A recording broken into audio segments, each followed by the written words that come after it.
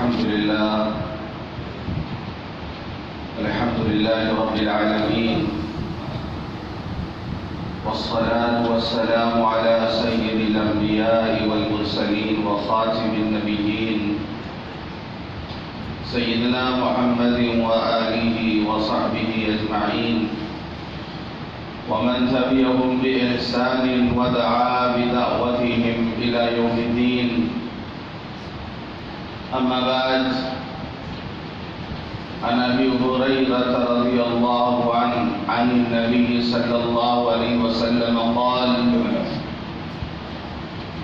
الحاج والعمار وفد الله، إن دعوه أجابهم وإن استغفروه غفر لهم، أو كما قال عليه الصلاة والسلام. رواه ابن ماجہ. محترم بزرگوں، دوستوں اور دینی بھائیوں، اللہ کا فضل احسان کہ اللہ تعالیٰ نے ہمیں عمرہ ادا کرنے کی توفیق عطا فرمائی، اپنے دربار میں حاضری اور اپنے حبیب کے دیار میں حاضری کی سعادت عطا فرمائی.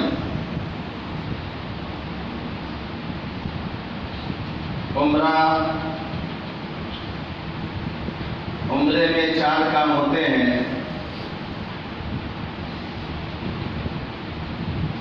اور تھوڑے ہی وقت میں عمرہ ادا ہو جاتا ہے. یہ 4 کام ضروری عمرہ کرنے کے لیے. نمبر 1، احرام باندھنا. دنیا کے جس خطے سے بھی لوگ آتے ہیں اس مقدس سرزمین کی طرف، تو ہر طرف ایک جگہ بنا دی گئی ہے جس کو میقات کہا جاتا ہے. ہندوستان سے جو لوگ جاتے ہیں ان کے جو میقات ہے اس کا نام ہے یلملم. اس سے پہلے احرام باندھنا ضروری ہوتا ہے، یعنی گویا آپ اس شاہی دربار میں حاضر ہونے جا رہے ہیں، اس سے پہلے آپ تیار ہو جائیے. میقات سے پہلے احرام باندھنا ضروری ہوتا ہے. محرم کی حالت میں آدمی میقات کو پار کرے. اگر ایسے ہی پار ہو گیا اور پار ہونے کے بعد اس نے احرام باندھا تو اس پر دم واجب ہوگا. اس لیے میقات آنے سے پہلے احرام باندھنا ضروری ہوتا ہے. اور اگر میقات پار کر لیا بغیر احرام کے تو اس پر دم واجب ہوتا ہے. یا تو دم دے یا پھر واپس میقات کی طرف جائے. وہ میقات کی طرف دوبارہ واپس جا کے وہاں سے احرام باندھ کے آئے. اس لیے ایئرپورٹ ہی پہ آدمی احرام باندھ لیتا ہے کہ پتہ نہیں جہاز میں پتہ چلے کہ نہ چلے کب میقات پار کر گئے. لیکن اناؤنسمنٹ ہوتا ہے جہاز میں کہ ہم میقات پار کر رہے ہیں.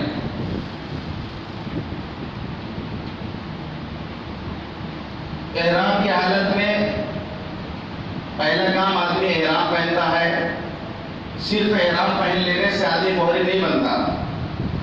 مثال کے طور پر کوئی آدمی گھر سے احرام باندھ لے، جب تک وہ نیت نہیں کرے گا، تلبیہ نہیں پڑھے گا، اس وقت تک وہ محرم نہیں ہوتا. احرام تو آپ گھر سے ہی باندھ سکتے ہیں، احرام آپ گھر سے ہی پہن کے جا سکتے ہیں. لیکن جب نیت کرے گا عمرہ کی اور جب وہ تلبیہ پڑھے گا، لبیک اللہم لبیک لبیک لا شریک لک لبیک ان الحمد والنعمت لک والملک لا شریک لک، جب یہ تلبیہ پڑھتا ہے تب وہ محرم بنتا ہے. جس طریقے سے آدمی نماز پڑھنے کے لیے آتا ہے، جب وہ نیت باندھ لیتا ہے تو اس پر کچھ پابندیاں شروع ہو جاتی ہیں. اب وہ نماز میں بات چیت نہیں کر سکتا، نماز میں وہ کوئی کھا بھی نہیں سکتا، بلکہ وہ اس کا کام ہے تلاوت کرے، ذکر کرے. تو جس طریقے سے نیت باندھنے کے بعد سے لے کے سلام پھیرنے تک نمازی پر بہت سی پابندی عائد ہو جاتی ہے، اسی طریقے سے جو حج یا عمرہ کرتا ہے جب وہ احرام پہن کر اور نیت کر کے جب تلبیہ پڑھتا ہے تو گویا اس پر پابندی شروع ہو جاتی ہے. اب وہ خوشبو استعمال نہیں کر سکتا، سلا وہ کپڑا نہیں پہن سکتا، بہت سی جو ہے پابندیاں عائد ہو جاتی، اس کی تفصیل ہے. تو بتانا یہ ہے کہ جب آدمی احرام باندھ کر نماز پڑھ کر نیت کر کے جب تلبیہ پڑھتا ہے، جب تلبیہ پڑھ لیتا ہے تو اس کے بعد سے ذمہ داری شروع ہوتی ہے پھر. اور یہ کہنا ہے کہ اسی کو پڑھنا ہے بس لبیک اللہم لبیک، دیوانوں کی طرح مستانوں کی طریقے سے اسی کو بلند آواز سے، مردوں کو بلند آواز سے، عورتوں کو آہستہ آواز میں اسی کو پڑھنا ہے. حضرت امام حسین رضی اللہ عنہ کے بیٹے حضرت امام زین العابدین رحمۃ اللہ علیہ جب انہوں نے احرام باندھا اور چلنے لگے، لوگوں نے کہا حضرت تلبیہ پڑھ لیا، اس لیے ضروری ہے پڑھنا. مجھے ڈر لگ رہا ہے میں کہوں لبیک اللہم لبیک اور وہاں سے جواب آ جائے کہ لا لبیک، یہ تمہاری حاضری قبول نہیں. ہم کہیں گے اللہ حاضر ہے تیرے دربار میں، اللہ حاضر ہے، اور وہاں سے جواب آ جائے کہ تمہاری حاضری قبول نہیں ہے، مجھے ہمت نہیں پڑ رہی کہ میں تلبیہ پڑھوں. لوگوں نے کہا حضرت کچھ بھی ہو پڑھنا تو پڑے گا. پھر اس کے بعد انہوں نے کہا لبیک اللہم لبیک، تلبیہ پڑھ کر بے ہوش ہونے گر گئے. یہ کیفیت ہوتی تھی پہلے اللہ والوں میں، احساس ہوتا تھا ہم کہاں جا رہے ہیں، کس کے دربار میں جا رہے ہیں، کس سرزمین میں جا رہے ہیں. ایسی مقدس سرزمین کہ ابھی تو بہت آسان ہو گیا کہ آدمی وضو کر کے ہندوستان میں آپ وضو کریں اور اس وضو سے آپ حرم میں جا کے نماز پڑھیں. آج اتنی آسانی ہو گئی ہے، لیکن جس زمانے میں لوگ پیدل جاتے تھے، اونٹوں پر سوار ہو کر جاتے تھے، یا کم از کم یہ جو شپ سے جاتے تھے، پانی جہاز سے جاتے تھے، تو ٹائم لگتا تھا کہ کتنے لوگ راستے میں مر جاتے تھے، وہاں تک پہنچ نہیں پاتے تھے، اس سرزمین کی طرف پہنچ نہیں پاتے تھے. ہندوستان کے ایک بزرگ کے بارے میں نے پڑھا کہ جب وہ گئے حج کے ارادے سے، اس وقت اونٹوں کا سفر قافلہ چلا جا رہا، کسی نے کہا عرب کی سرزمین آ گئی، عرب کی سرزمین آ گئی. وہیں پر سجدے میں گر گئے کہ اے اللہ تو نے جیتے جی اس مقدس سرزمین کی زیارت توفیق عطا فرما دی. ابھی مکہ پتہ نہیں کہاں ہے، مدینہ بھی کتنی دوری پر ہے پتہ نہیں، صرف عرب کی سرزمین شروع ہوئی ہے، وہیں پر وہ سجدے میں گر گئے. تو ابھی تو آسانی ہو گئی ہے، بہت آسانی ہے کہ آدمی ہندوستان سے وضو کر کے جائے اور حرم میں جا کے نماز ادا کر لے. لیکن عرب کی ایک بہت مشہور ادیب ہے، انہوں نے کہا عربی زبان میں ربحنا الوقت وخسرنا العواطف والتأملات، کہ ہم نے وقت سے فائدہ اٹھا لیا، ہم نے اپنا وقت بچا لیا کہ مہینوں کا سفر ہم گھنٹوں میں طے کرتے ہیں. ربحنا الوقت، ہم نے وقت سے فائدہ اٹھا لیا، وقت کو ہم نے بچا لیا. وخسرنا العواطف والتأملات، لیکن ہمارے تو دلی جذبات ہوتے تھے، جو قلبی احساسات ہوتے تھے، وہ ہم نے گنوا دیے. وہ عرب کے صحرا میں وہ اونٹوں پر سفر کرنا کہ جب وہ چلچلاتی ہوئی دھوپ اور نیچے سے گرم ریت اور آدمی جو ہے دھن ہے، ایک دیوانگی ہے اس کے اندر، اور مست ہو کے ترانہ پڑھ رہا ہے لبیک اللہم لبیک. وہ جو جذبات ہوتے تھے، وہ جو کیفیت ہوتی تھی، جو احساسات ہوتے تھے، وہ آج ہم نے کھو دیے. آج آسانی کا سفر ہے، ایئر کنڈیشن کا سفر ہے، تکلیف نہیں ہوتی. اگر تھوڑا بہت مجاہدہ ہوتا ہے تو وہ لائن لگانے میں، سامان اٹھانے میں اسی میں تھوڑا سی دقت ہوتی. اس کے باوجود بھی ہم میں سے ہر ایک تھک کے چور ہو چکا ہوتا ہے، کیونکہ ہمارے کوڑ کمزور ہو چکے ہیں کہ جدہ سے 1.5 گھنٹے میں آدمی مکے پہنچ جاتا ہے. پہلے ہفتے میں آدمی پہنچتا تھا، ایک ہفتہ اس کو لگ جاتا تو اونٹ سے جاتا تھا جدے سے مکہ. ابھی آپ موٹر میں بیٹھے، کار میں بیٹھے، آپ 1.5 سے 2 گھنٹہ میں جدہ پہنچ سے مکہ پہنچ جائیں گے۔ تو پہلا کام یہ ہوتا ہے احرام باندھنا۔ احرام باندھتا ہے، تلبیہ پڑھتا ہے، محرم ہو گیا۔ دوسرا کام ہے کہ آدمی وہاں پہنچ جائے اور جتنی جلدی ہو سکے اپنی سہولت کے اعتبار سے کعبے کا طواف جا کے کرے۔ جس گھر کو اس نے کیلنڈر میں دیکھا، جس گھر کو اس نے فوٹو میں دیکھا، جس کعبے کو وہ ہندوستان میں سوچتا رہا کہ کس طریقے کا وہ گھر ہوگا اور کس طرح ہوگا، تو ایک بے چینی اندر ہوتی ہے کہ جائیں اور جب کعبے کا جا کے طواف کریں۔ جب کعبے پہ پہلی نظر پڑتی ہے تو شاید نے جو کہا ہے کہ کعبے پہ پڑی جب پہلی نظر، کیا چیز ہے دنیا بھول گیا، یوں ہوش و خرد مفلوٹ ہوئے، دن ذوق تماشا بھول گیا۔ جس وقت دعا کو ہاتھ اٹھے، یاد آ نہ سکا جو سوچا تھا، یہاں سے یاد کر کے گئے تھے، مولوی صاحب نے دعا کی کتاب بھی دیا تھا، یہ دعا رکھ لینا، یہ رکن یمانی کی طرف پڑھنا ہے، یہ رکن شامی کی طرف پڑھنا ہے، یہ رکن عراقی کی طرف پڑھنا ہے، یہ حجر اسود کے سامنے پڑھنا ہے، مقام ابراہیم پاس یہ دعا پڑھنا ہے، اور صفا پہ یہ اور مروہ پہ یہ، اور دعا کی کتاب بھی خرید کے لائے تھے۔ جس وقت دعا کو ہاتھ اٹھے، یاد آ نہ سکا جو سوچا تھا، اظہار حقیقت کی دھن میں اظہار تمنا بھول گیا۔ پہنچا جو حرم کی چوکھٹ پر، ایک ابر کرم نے گھیر لیا۔ سکون ہوتا ہے، کیا مزہ ہے۔ پہنچا جو حرم کی چوکھٹ پر، ایک ابر کرم نے گھیر لیا۔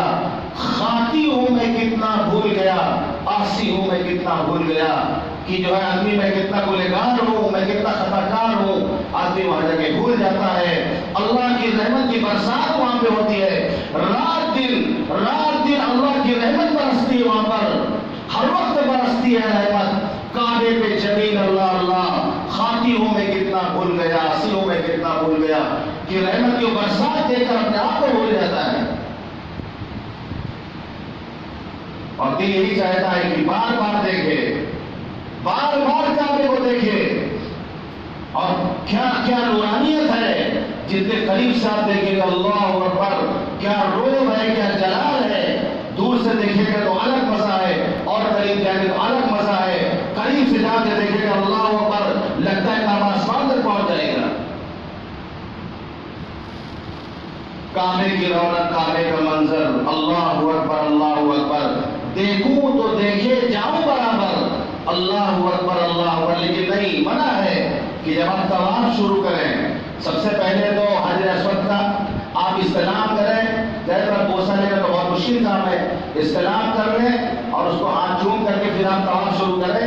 اب طواف کے 7 چکروں میں آپ کو کعبہ نہیں دیکھنا مڑ مڑ کر کے، دل تو بہت چاہ رہا کعبہ دیکھے، لیکن منع ہے کہ جب آپ چکر لگائیں گے تو مست ہو کر دیوانوں کی طریقے سے آپ گھومتے رہیں، بس گھومتے رہیں، آپ بار بار کعبہ نہ دیکھیں۔ ایک ہے کہ نظر پڑ جانا ایک الگ چیز ہے، لیکن ارادے کے ساتھ آپ کعبے کو نہ دیکھیں۔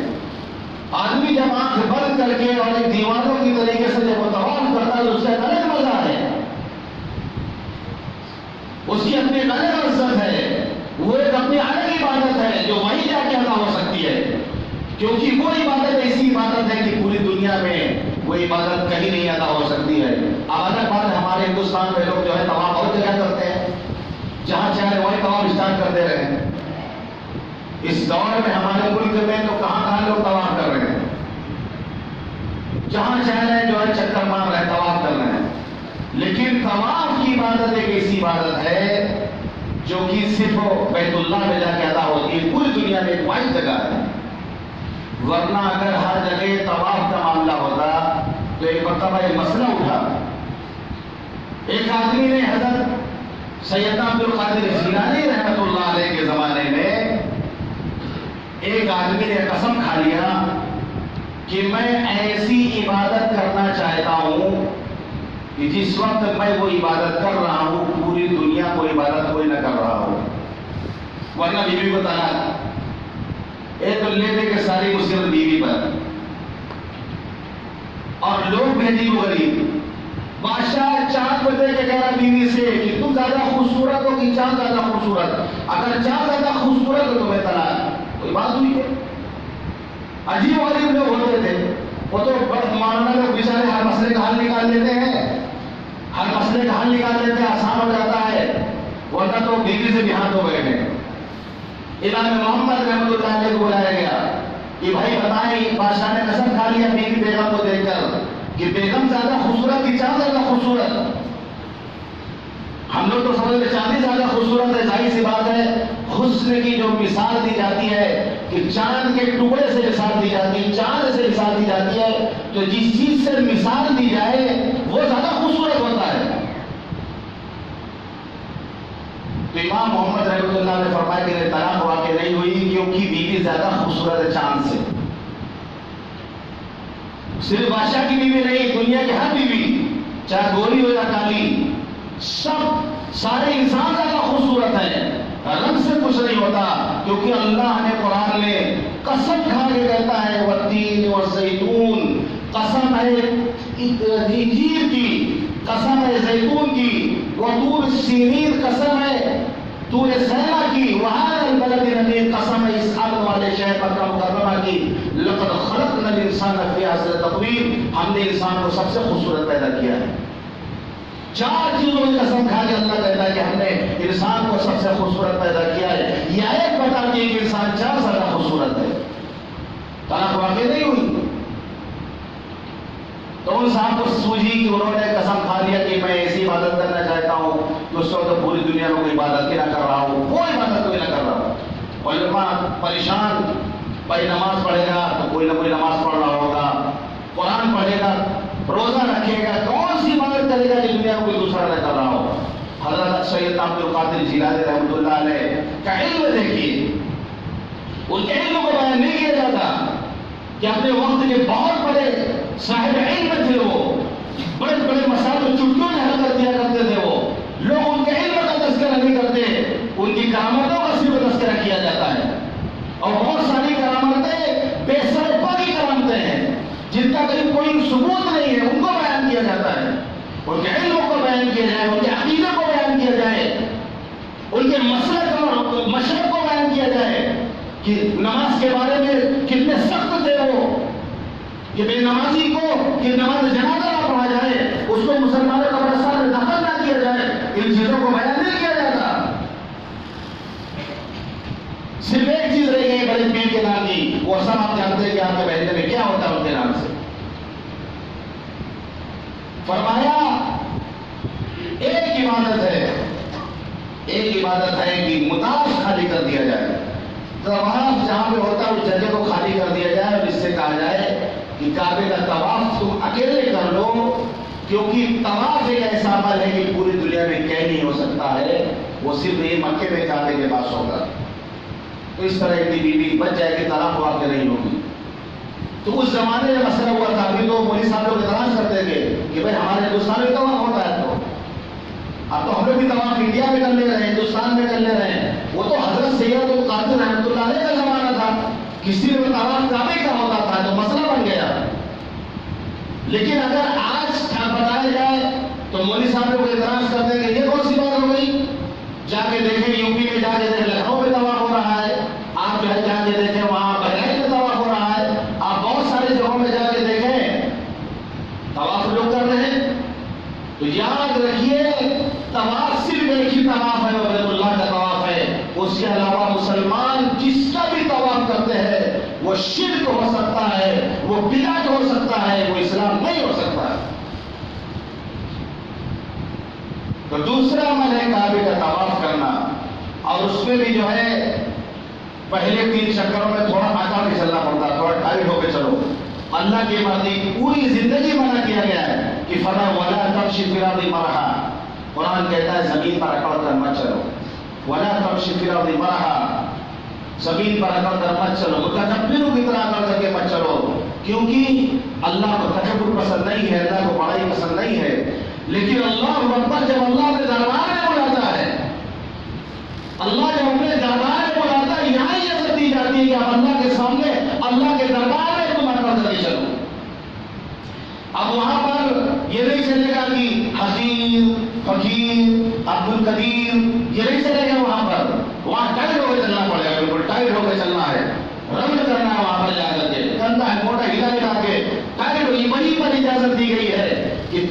چکر جو آپ لگائیں گے بالکل ٹائٹ ہو کر کے اور تھوڑا جو ہے سینہ چوڑا کرتے چلیں گے وہاں پر، یہ اللہ کی مرضی کہ اللہ اپنے سب سے بڑے دربار میں بلا کر سینہ چوڑا کرنے کی اجازت دیتا ہے۔ بہت سی چیزیں جو وہاں اجازت دی جاتی ہے۔ عورت جو ہے جاتی ہے عمرہ کرنے کے لیے، اس کے لیے ہاتھ کھولنا چہرہ کھولنا ضروری ہو جاتا ہے احرام کی حالت میں، یا اگر وہ کیپ لگا کے اگر اس کے اوپر سے وہ نقاب ڈال لیتی ہے تو چہرہ چھپ سکتا ہے، ورنہ دنیا کی ساری عورتیں آتی ہیں 99% عورتوں کا چہرہ کھلا ہوتا ہے، کبھی کوئی ایک عورت دی جاتی ہے جو کیپ لگائیں گے۔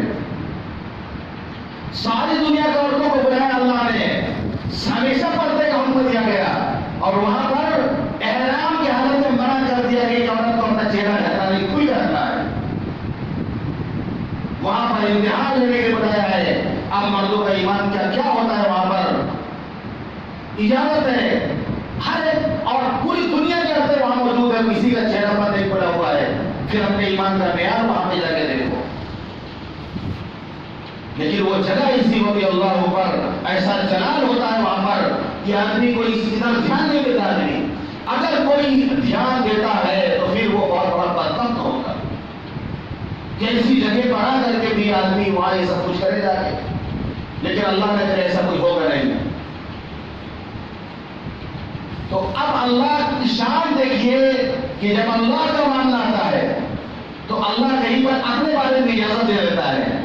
جیسے مثال کے طور پہ ادب کی بات ہے، اپنے نبی کے بارے میں فرما دیا کہ یا ایھا الذین آمنوا لا ترفعوا اصواتکم فوق صوت النبی، ایمان والو اپنی آواز کو نبی کے سامنے بلند مت کرو، آداب و القاب لگائے جائے، نبی کی تعریف ایسی ہو کہ شان میں کمی بھی نہ ہو اور زیادتی بھی نہ ہو۔ بہت چوکنا ہونا پڑتا ہے، کیونکہ جو لوگ نعت لکھتے ہیں ان کو پتا ہے کہ نعت میں کتنی جو ہے باریکی ہوتی ہے، کوئی لفظ ایسا نہ ہو جو نبی کی شان کو گھٹا دے، یا کوئی لفظ ایسا نہ جائے جو نبی کی شان کو زیادہ بڑھا دے۔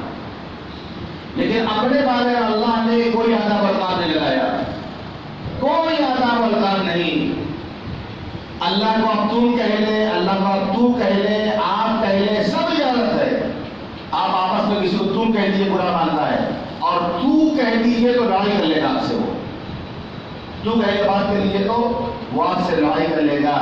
لیکن ہم دعا مانگتے ہیں اللہ تو بہت کرم کرنے والا ہے، تو سے دعا مانگتے، تم کہہ کے دعا مانگتے۔ اللہ نے سارے آداب القاب کو ہٹا دیا، انسانوں کے لیے آداب القاب ہے، مولانا کا بھی آداب القاب ہے۔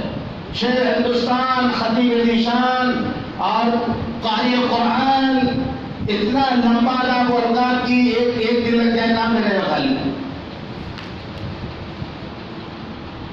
حضور پرنور خدا داد شیر میسور حضرت ٹیپو سلطان تشریف لا رہے ہیں، اتنا لمبا نام لیا جا رہا بادشاہوں کا، اور اس سے لمبا نام اموروں کا لیا جا رہا، لیکن اللہ نے اپنے نام کے آگے آداب القاب نے لگایا۔ قسم خدا کی اگر اللہ آداب القاب کی شرط لگا دیتا ہماری زندگی گزر جاتی، شاید ایک بار بھی ہم اللہ کا نام صحیح سے نہیں لے سکتے، لیکن اللہ نے آسان کر دیا۔ تو جب اپنا معاملہ ہوتا ہے منع کر دیا زمین پہ کہیں بھی چلو، عقل کے نہیں چلنا، لیکن جب اپنے دربار میں بلاتا ہے تو حکم دیتا ہے یہاں عقل کے چلو۔ تو طواف پہ تین چکر لگاتا ہے تو عقل کر کے چلنا پڑتا ہے۔ دوسرا عمل ہوتا ہے طواف، اس لیے میں بتا دے رہا ہوں کہ ابھی بہت سے لوگ عمرہ کرنے جاتے ہیں اور نہیں پتہ نہیں کیا جا کے وہاں کرنا پڑتا ہے، غلطی کر کے لوگ آ جاتے ہیں۔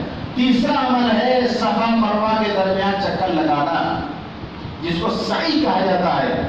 ان الصفا والمروہ من شعائر اللہ فمن حج البیت او اعتمر فلا جناح علیہ ان یطوف بہما۔ طواف، ان یطوف طواف کرے ان دونوں کا، چکر لگائے، طواف کہتے ہیں گھومنے کو، چکر لگانے کو۔ تو صفا مروہ کے درمیان صحیح کی جاتی ہے کہ آگے اپنی چال چلے، پھر وہ جگہ آتی ہے جہاں پر سبز رنگ کی لائٹ لگی ہوئی ہے، وہاں تیز دوڑنا پڑتا ہے، لیکن بہت زیادہ تیز نہیں کہ آدمی جو ہے لگتا ہے کوئی مقابلہ ہو رہا ہے دوڑ کا، ایسا بھی نہیں، ادب کے ساتھ آدمی تھوڑا تیز دوڑے۔ اس میں بہت سے ایسے ہوتے ہیں کہ اسپیڈ میں دوڑتے ہیں کہ ہرن دے کے شرما جائے، ایسی دوڑ لگاتے ہیں وہاں جا کر کے۔ دوڑنا ہے لیکن اعتدال کے ساتھ دوڑنا ہے. اور عورتیں بھی بعض جگہ دوڑنا اسٹارٹ کر دیتی مردوں کو دیکھ کر. عورتوں کو نہیں دوڑنا ہے. بتایا جاتا ہے کہ قیامت تک آنے والے عورتوں کا حق حضرت حاجرہ نے دوڑ کے ادا کر لیا. اب عورتوں کو یہ زحمت نہیں ہے. سوچنے والی بات ہے دوڑی تھی حضرت حاجرہ اور اب جو ہے دوڑنا پڑتا ہے مردوں کو. عورتوں کو اجازت نہیں دوڑنے کی. تو اس کا جواب یہ دیا گیا کہ حضرت حاجرہ نے قیامت تک آنے والی عورتوں کی طرف سے حق ادا کر دیا دوڑ کا, اس لیے عورتوں کو نہیں دوڑنا ہے وہاں جا کر. اور اچھا بھی لگے گا. ہمارا مذہب ایسے عمل کی اجازت نہیں دیتا جو بے ڈھنگا لگے. یاد رکھیے اسلام کا جو نظام ہے, ہماری جو شریعت ہے, اس میں کوئی عمل آپ کو بے ڈھنگا نہیں دکھنا چاہیے. ایسے عمل کی اجازت نہیں دے گی. مثال عورتیں دوڑے کیسا لگے گا دیکھ کر, بوڑھی جوان عورتیں اگر وہاں دوڑے گی مردوں کے ساتھ کیسا لگے گا دیکھ کر. چلنے کی الگ چیز ہے کہ آدمی چل رہا, لیکن عورتیں دوڑے گی تو کتنا بھونا لگے گا. اس کی اسلام اجازت نہیں دیتا ہے. چوتھا عمل سر اڑانا, جس کو حلق کرنا بولتے ہیں. سر اڑا لیتا ہے کوئی آدمی, سلام پھیر لیا. اب نماز سے جیسے سلام پھیرنے باہر ہو گئے, ایسے سر اڑ گیا, عمرہ مکمل ہو گیا. اب آپ نہا سکتے ہیں, خوشبو لگا سکتے ہیں. نہانا تو ویسے بھی اجازت تھی نہانے کی, خوشبو خالی منع تھا کہ خوشبو والے صابن سے نہ نہایا. کپڑا بدل سیدھا وہ کپڑا پہن لیا آپ. تو یہ 4 کام جو ہیں, ان 4 کاموں کا نام ہے عمرہ کرنا. پہلے لوگ عمرہ کرنے نہیں جاتے تھے, پہلے لوگ حج کرنے جاتے تھے. وہ بھی ساری ذمہ داری پوری کر کے ہندوستان سے تب جاتے تھے. ابھی ماشاءاللہ ایک جذبہ یہ پیدا ہوا کہ لوگ جوانی میں حج کرنے جانے لگے. بہت بڑی بات ہے.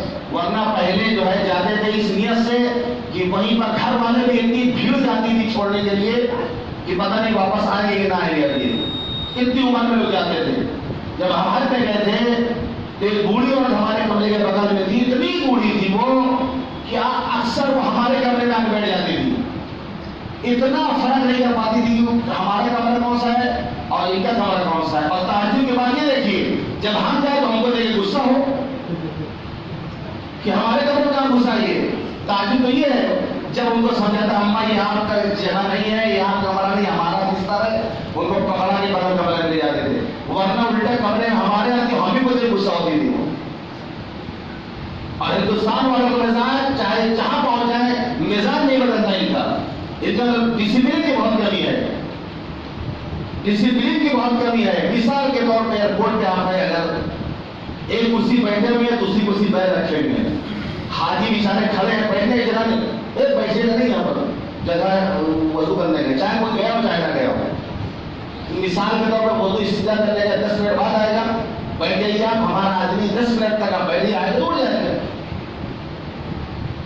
یعنی مزاج عجیب و غریب ہے. عمرہ کر لے رہا, عمرہ واپس آ رہے ہیں, لیکن یہ مزاج.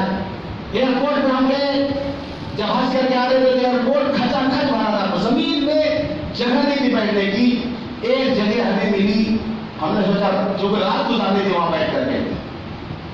اب وہاں بیٹھنے لگے تو بوڑھا بیٹھی تھی, انہوں نے یہاں پر نہیں بیٹھنا بھیا, یہاں پر بیٹھنا. کیا ہو گیا, کہنا کو لیٹنا ہے یہاں پر. ہم کہا ٹھیک ہے تم آرام سے سو, 1 مہینہ بعد واپس آنا. تم سونے کی بیماری یہاں پر سو آرام سے. آدمی کو بیٹھنے کی جگہ نہیں مل رہی, وہاں سونے کا انتظام ہو رہا ہوگا. یہ مزاج جو ہمارے ملک کا ہے نا, جہاں جہاں پہنچ جائیں یہ مزاج باقی رہتا ہے. لیکن ضروری ہے اس میں تبدیلی لانے کی, ضروری ہے ڈسپلن اور تہذیب پیدا کرنے کی. بہت زیادہ ضرورت ہے کہ جو لوگ عمرہ کرنے جائیں ان کی ٹریننگ بہت ضروری ہے. یہ 4 عمل کی ٹریننگ تو پتا ہے, لیکن مزاج میں تبدیلی کیسا ہے کہ وہ 15 دن جا کے گزارتے, کس طرح کو گزارنا ہے, کس طرح مان کے چلنا ہے. دوسرے ملکوں کے لوگ آتے ہیں, 100 کی تعداد ہے, ایک ساتھ چلتے ہیں. وہ ہمارے ہندوستان والے جاتے ہیں, وہ 4 آدمی بھی آپ کو اکٹھا جلدی نہیں ملیں گے. بغیر بتائے وہ ادھر چلا جائے گا. مطلب 4 سے 5 آدمی آپ 1-2 گھنٹہ ساتھ لے سکتے ہیں, ایک نئے گائب ہوگا وہاں سے. اور وہ 100 کی تعداد میں ہم موجود ہیں ساتھ میں. زبردست نظام ان کا ہوتا ہے. تو پہلے لوگ حج کرنے جاتے تھے, اب ماشاءاللہ ایک مزاج یہ بڑھتا کہ جوانی میں لوگ جا رہے تھے. ماشاءاللہ یہ جذبہ پیدا ہوا کہ جوانی میں لوگ حج کر رہے ہیں. اسی طرح پہلے عمرہ کرنے کا سنائی نہیں پڑتا تھا. سنائی نہیں پڑتا تھا کہ کوئی عمرہ بھی کرنے گیا، لیکن الحمدللہ اب بہت بڑی تعداد ہے جو کہ عمرہ کرنے جاتی ہے آپ کے ملک سے، اور دنیا کے ملکوں سے لوگ آتے ہیں، ایک بھیڑ ہوتی ہے وہاں پر، عمرہ کرنے والوں بہت بڑی تعداد ہوتی ہے وہاں پر، کہ ایک مزاج ہمارے یہاں یہ بن گیا کہ عمرہ کرنے کم خرچ رہے، جن کے پاس اتنی پونجی نہیں کہ وہ حج کر سکیں، ان کے اندر جذبہ ہے، تمنا ہے، تو عمرہ کر لیتے ہیں بیچارے، وہ کم از کم اس سرزمین ان کے حاضری نصیب ہو جاتی ہے۔ تو اس لیے اور پھر یہ ٹیبل جو کھل گئے، اللہ سب کو جزا خیر دے، کہ ان لوگوں نے جو نظام جو بنایا، ایک پیکج بنایا کہ آپ اتنا دیں، پھر ہمارے کھانے کا رہنے کا سارا انتظام کر لیں گے، تو آسانی ہو گئی لوگوں کے لیے، ورنہ کہاں ٹکٹ بنواتے، کہاں ویزا لگواتے، مکہ پہنچ کے پھر آپ ہوٹل ڈھونڈتے، کھانا کہاں کھائیں گے، تو یہ سب پہلے نہیں تھا۔ اب یہ سب آسانیاں ماشاءاللہ ہو گئی، تو لوگ اچھی تعداد میں لوگ عمرہ کرنے کے لیے جا رہے ہیں، بار بار لوگ جا رہے ہیں۔ ظاہر سی بات یاد رکھیں، جو لوگ بار بار جا رہے ہیں، سعودی حکومت نے پابندی بھی لگائی کہ ایک بار آؤ گے، پھر اگر اگلے سال آؤ تو 2000 ریال ایکسٹرا دینا پڑتا ہے ان کو، یعنی 40,000 روپے ان کو زیادہ دینا پڑتا ہے۔ اس کے باوجود لوگ دے کے جا رہے ہیں۔ مثال کے طور پہلا بار کوئی آدمی جا رہا ہے، اس کا 60,000 لگ رہا، تو دوسرا جو جائے گا اس کا 1 لاکھ لگے گا، لیکن جانے والے اس کو بھی دے کے جا رہے ہیں۔ اس لیے لگایا گیا تاکہ لوگ کم آئیں، تعداد کم آئے، لیکن جب آدمی بار دیکھ لیتے ہیں اپنے آنکھوں سے، ایک ہے کہ جس نے جلوہ ہی نہیں دیکھا تو اطمینان ہے اس کو، اس نے دیکھے ہی نہیں ابھی، لیکن ایک ہے جس نے جلوہ جانا دیکھا، جس نے محبوب کے دیار کو دیکھ لیا، تو اب جو ہے اس کے اندر جو طلب ہوتی ہے کہ وہ بار بار جانا چاہتا ہے۔ اس لیے اب صحابہ کرام کی سیرت پڑھ لیا، کوئی صحابی ایسا نبی نہیں ملے گا جس نے ایک بار عمرہ کیا ہو یا حج کیا ہو، اکثر ایسے ملیں گے جنہوں نے ہر سال عمرہ کیا، ہر سال۔ صحابہ کرام ایک بڑی تعداد ہے، تو اللہ نے جن کو دیا ہے، جن کو نوازا ہے، وہ جاتے ہیں۔ ہم ان پر شک نہ کریں، ان کو نہ سوچیں کہ پیسہ بہت ہو گیا، بڑا دکھاوا ہے، یہ دیکھو ہر سال عمرہ ہی کر رہے ہیں، ہر سال عمرہ ہی کر رہے ہیں۔ ہم کسی کے نیت پہ شک نہ کریں، اس کے اندر طلب دیکھ کے آیا ہے وہ۔ جب ہم بھی دیکھیں گے جا کے، یا جو مسلمان ایک بار جا کے دیکھایا ہے، اس کے کندھے پہ آپ رکھ کے سوال کرے، تو اس یہی کہے گا کہ ہمیں بار بار وہاں جانے کا دل کرتا ہے، بار بار۔ یہ کوچ ہے جانا گئے تو بن کے دیوانہ گئے، کوچ ہے جانا گئے تو بن کے دیوانہ گئے، بعد ہے عشق و محبت پی کے مستانہ گئے، صبر آیا جب نہ ہم کو پھر تو روزانہ گئے، نعتیں پڑھتے ہوئے بے اختیارانہ گئے۔ ایسا ناپا خلق تیری ذات ہے یا دل عزیز، تیرے صدقے میں خدا نے دی ہمیں عقل و تمیز، تیرے در کی خاک ہی سرما بنانے کی ہے چیز، توڑنا دم تیرے در پر، توڑنا دم تیرے در پر، جان و دل سے ہے عزیز۔ تو جو آدمی چلا جاتا ہے وہ بار بار جانا چاہتا ہے۔ پیغام حدیث میں آتا ہے، اللہ کے رسول صلی اللہ علیہ وسلم نے فرمایا، تابعوا بین الحج والعمرہ، پے در پہ حج عمرہ کرو، اس لیے کہ حج عمرہ غربت کو اور گناہوں کو اس طرح دور کر دیتے ہیں جس طرح کی لوہار اور سونا کی بھٹی لوہے اور سونے سے میل کچیل کو دور کر دیتی ہے۔ آپ نے فرمایا الحاج والعمرہ اللہ، حج اور عمرہ کرنے والے اللہ کے مہمان ہوتے ہیں۔ ان دعوا اجابهم، جب وہ دعا کرتے ہیں تو اللہ ان کی دعا قبول کرتا ہے۔ وَإِنِ اسْتَغْفِرُوهُ غَفَرَ لَهُمْ، جب وہ اللہ سے معافی مانگتے ہیں، مغفرت طلب کرتے ہیں تو اللہ ان کو معاف کر دیتا ہے، ان کی توبہ اللہ قبول فرما لیتا ہے۔ تو اللہ تعالیٰ سب کو یہ سعادت عطا فرمائے، ہر ایک کی زندگی میں وہ دن آئے کہ وہ اس سرزمین پر جائے۔ اللہ تعالیٰ ہم سب کو بار بار وہاں کے حضرت نصیب فرمائے، کہنے اور سننے زیادہ عمل کرنے کو بھی عطا فرمائے۔